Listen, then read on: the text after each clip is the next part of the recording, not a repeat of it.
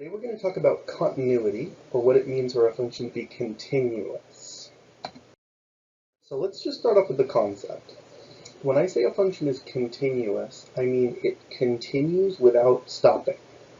Or what I said here for the notes is I said, basically if you can draw this function without taking your pencil off the paper, then it's continuous.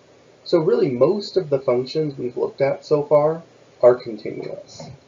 If I draw a linear function, a line, like this, that's continuous. That's one just single piece to the graph.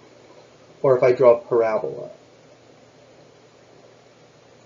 that's a continuous function. I drew the whole graph without taking my pencil, or my pen in this case, off the paper. So basically what we want to do is focus on what is not continuous. And we're going to call those discontinuities. Dis means not. So a discontinuity is a place where a graph is not continuous. And here's some we've seen. We've seen a lot recently, actually, as we've been talking about limits. Number one is when you have a hole in the graph. And the technical mathematical name for that is called a removable discontinuity. And it's when you have something like this, where you have a graph that looks perfectly normal, but at one point it's undefined. And we usually show it with a little open circle like that. So right there, because that one little point is removed, which is where the name comes from, that hole where the one little point is removed, I can't draw the whole thing with one step. I start drawing, I have to stop, hop over the little hole, and then continue drawing. That's a discontinuity because the graph is two separate pieces. It's not one continuous piece.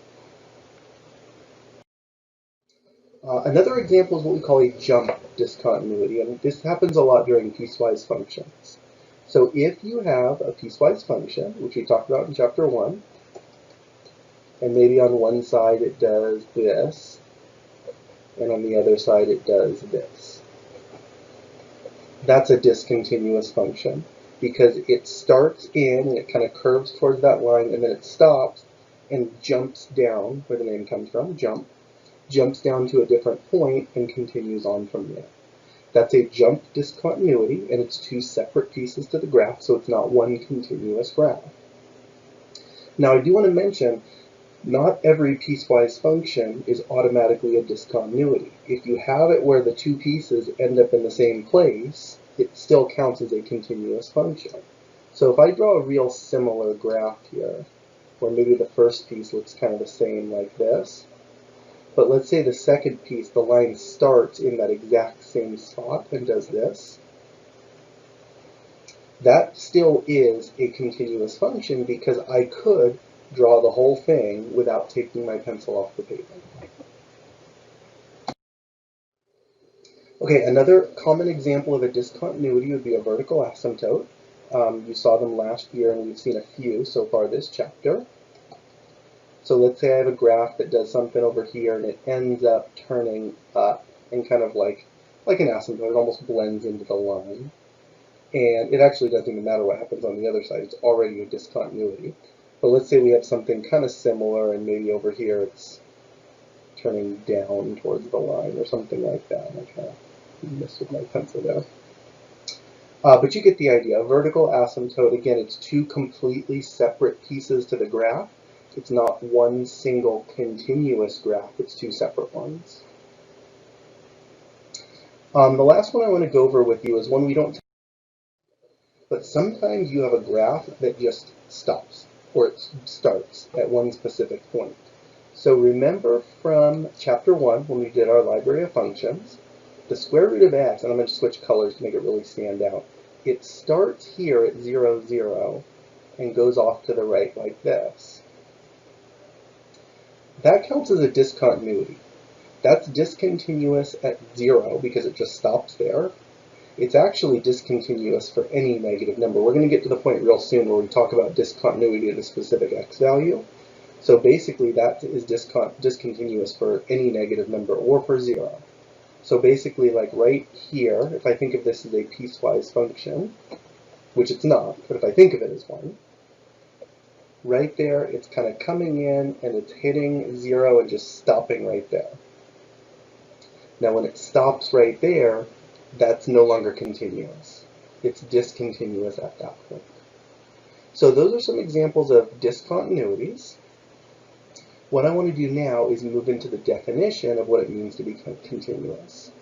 That was more the visual idea. Let's talk about more the analytic idea. All right, so here is the definition of continuous. Basically, a function is continuous at x equals a if the limit equals the function value. So on one hand, we have the limit as x approaches a of f of x equal to the actual function value itself, f of a. Now I have some notes popped up here. I said number one, this is what I was saying a minute ago. This is for looking for continuity at a specific x value. It's not me taking an entire graph all the way across and asking, is it continuous, yes or no? It's me saying right here, when x equals a, whatever a is, when x equals 0, or 2, or -5, or whatever x equals, at that specific x value, is the function continuous or not? And then what I said is we can also take that, instead of thinking of it as 2, we can kind of break it into 3 things. Because we just learned last lesson how to do the left and right hand limits separately. So a good way to think of continuity is to think of it as a 3-part question. You check the limit from the left, you check the limit from the right, and you check f of that number, f of a. If all 3 things are the same, it's continuous. So what I want to do is show you the same examples we just looked at and explain the definition, how it matches up with them. So let's start off with a continuous function. So I'm going to draw just a function. And let's say I'm going to test to see if it's continuous right here at this x value. Whatever that x value is, +2, +3, something like that. Now remember, what I'm checking is 3 things. I'm checking the limit from the left, which is going right there. I'm checking the limit from the right, which is going right there. And I'm checking f of a, whatever a is, 2 or 3, whatever it was, which is the point on the line right there. So basically, if the limit from the left, the limit from the right, and the point on the graph all meet at the same spot, that's a continuous function. That means the graph just continues right through there and keeps going. Now, if any one of those things are different, you get one of the pictures we just finished looking at. So for example, let's say we had an example where the limit from the left and the limit from the right were different. That's what we just finished calling a jump discontinuity. So here's a picture of what would look if the limit from the left went here and the limit from the right went here. I don't even care what f of x is or what f of a is because it's already not continuous. So if the limit from the left and the limit from the right are different, you have a jump discontinuity. If the limit from the left and the right are the same, but the function value is different, you have a hole or removable discontinuity. So let's say the limit from the left goes here, and the limit from the right goes to the same spot, but the function value is down here. Then I get the open circle up here, and I have the hole. So basically, each example we just talked about is an example of the visual version of the definition of continuity. So if you look at the first picture I drew in red up there in the top corner, the arrow in purple is the limit from the left, the arrow in green is the limit from the right, the point in bright yellow, and it's a little bit hard to see, but there's a point right on the line in yellow there, that's f of a. Because all 3 of those things are exactly the same, the graph goes through the purple arrow, goes through the yellow point, and goes through the green arrow. It's a continuous function. It never stops. But if any one of those things are different, then the 3 pieces don't connect, and it's not a continuous function. So what I just finished showing you guys about the definition of continuity, about limit from the left equals limit from the right equals f of a, that's the analytic way of all the pictures that we just talked about for discontinuity. So let's do some examples here. we're going to take this piecewise function here, and we're going to decide if f of x is continuous at x equals 0. Now, there's two ways to think about this. Number one, you could graph it and just see if they meet the same place, because those are our choices right now. If you're looking at a piecewise function, either the two of them meet in the same place and it's continuous, or the two of them don't meet in the same place and you have a jump discontinuity. So let's do the work. I'm going to do it the long way first. Let's use the definition. Let's find all three of those things. Let's say first, let's do the easy one first. I want to find f of 0. And remember, the reason I'm checking 0 is because in the question, that's the x value I'm testing continuity at. So for a piecewise function, if I want to find f of 0, I look for the or equal to. I say, well, this is the equation I'm using when x equals 0. So I'm going to use that first equation, 3x plus 5, and I'm going to plug in 0. So I have 3 times 0 plus 5, which would be, well, 3 times 0 is 0, and 0 plus 5 is 5. So f of 0 is 5. Now we need to do each limit. So let's do the limit as x approaches 0 from the left of f of x. Now remember, 2 sections ago, we did limits analytically, and I told you guys for a piecewise function, you're basically doing direct substitution. You just have to decide which equation to substitute into. So if I'm doing the limit as x approaches 0 from the left, then I have a number a tiny bit less than 0. So this time I'm looking for the less than. Now that's the same equation, because the top one was less than or equal to 0. So the work is actually going to match exactly what we just did. I'm going to plug 0 into the top equation again. 3 times 0 plus 5, and we get 5 again. Now the last one I'm going to check is the limit as x approaches 0 from the right. I'm going to do direct substitution again, but this time, since I'm approaching from the right, I have a number just a little bit bigger than 0. So this time I'm going to use the greater than 0, and I'm going to plug 0 into the bottom equation. So this time I have 2 times 0 minus 3.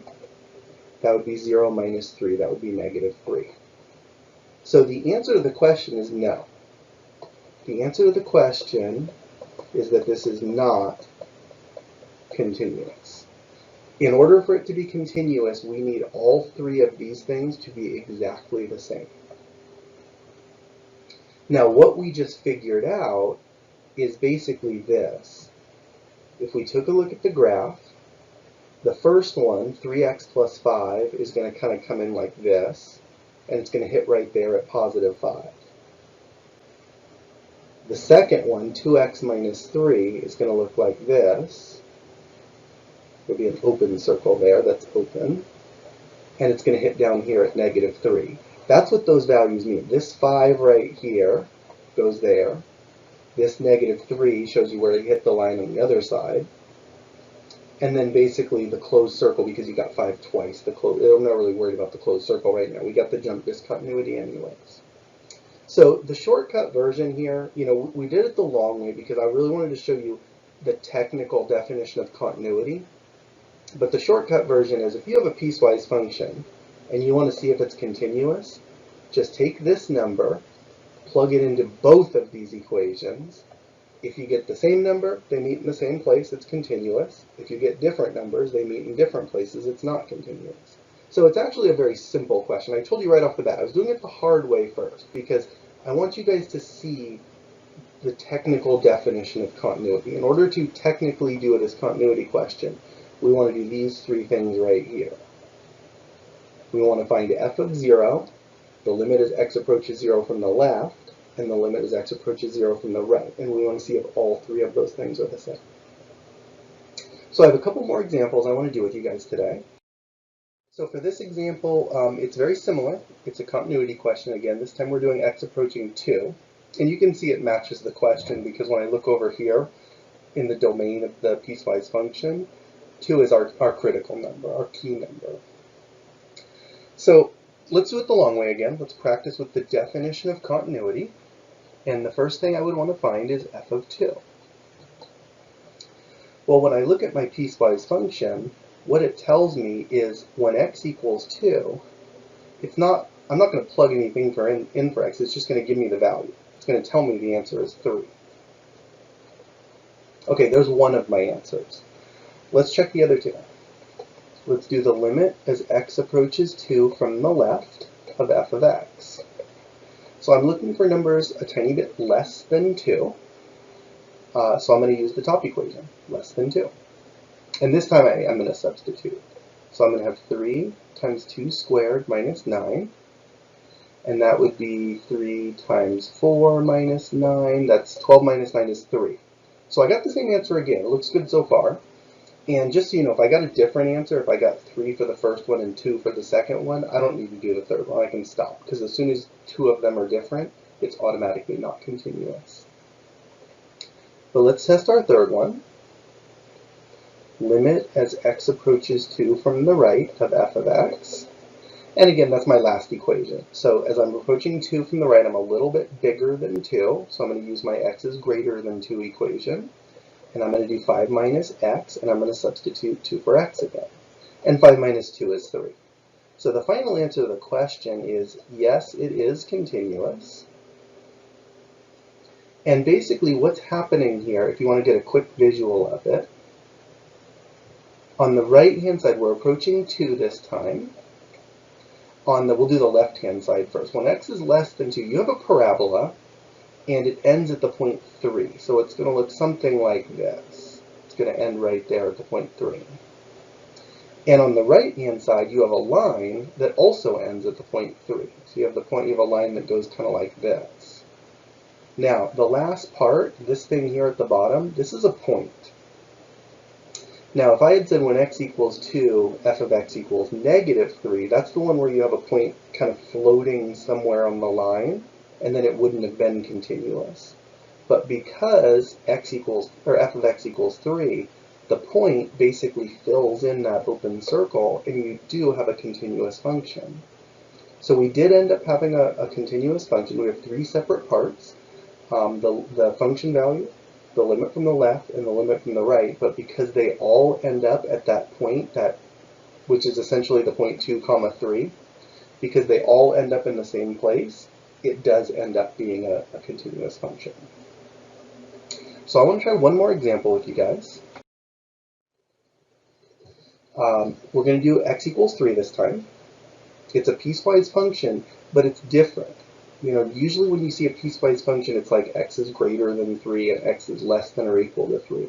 Well, what I did is not equal to 3 and equal to 3. So basically, when I say not equal to 3, that's both greater than and less than. Everything not equal to is the greater than side and the less than side. It's just not the point itself. So this is another situation when you see this type of piecewise function, I'm kind of setting it up to have that floating point in the middle. And we got to see if the point fills in the graph and makes it continuous, like our last example, or if it's floating somewhere else on that line, and then it would be not continuous. So when I do this, I'm going to do f of 3 first.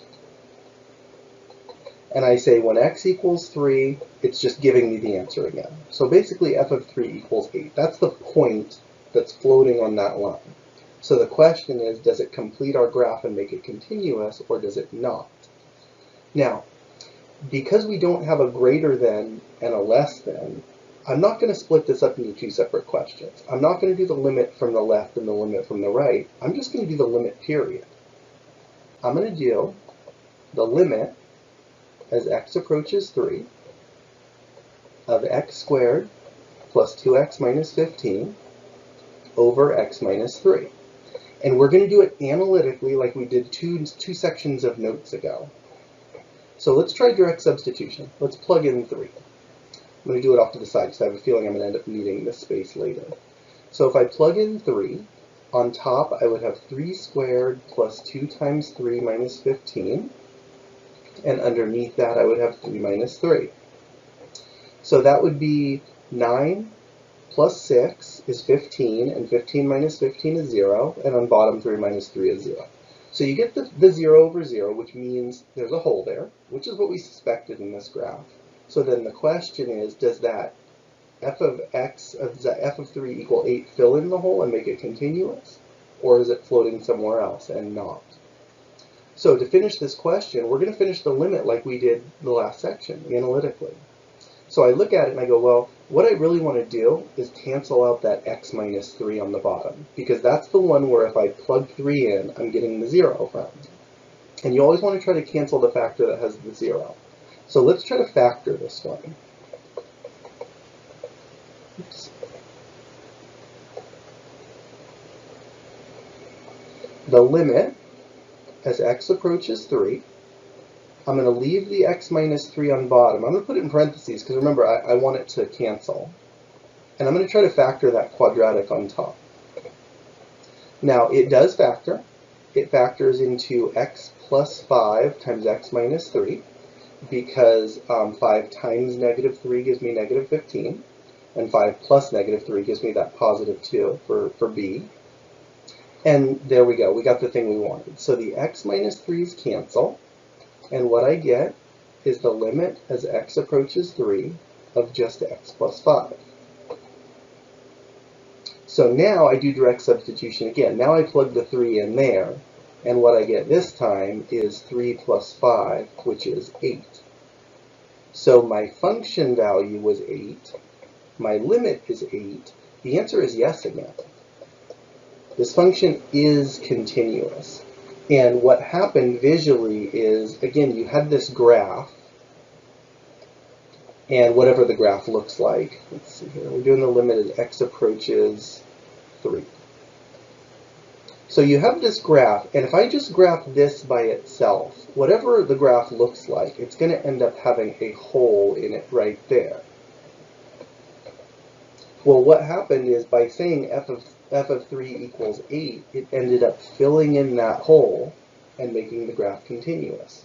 If I had put any other number here, anything except 8 here, it would not be continuous. You would have that point floating on the line. If I had put a negative 2 there, then you have a point down here, you have an open circle here, and it's not continuous anymore. So we got the one possible number that would fill in that hole perfectly and turn it into a continuous function. But we had to do this work down there in red to see that. So you had to be able to do the limit and figure out that the answer there was 8 in order to see if it was a match. So basically that's continuity. Really what you're doing is you're checking to see if the function value and the limit equal the same thing. Sometimes, like this question, you do the limit as one problem, just the limit, period.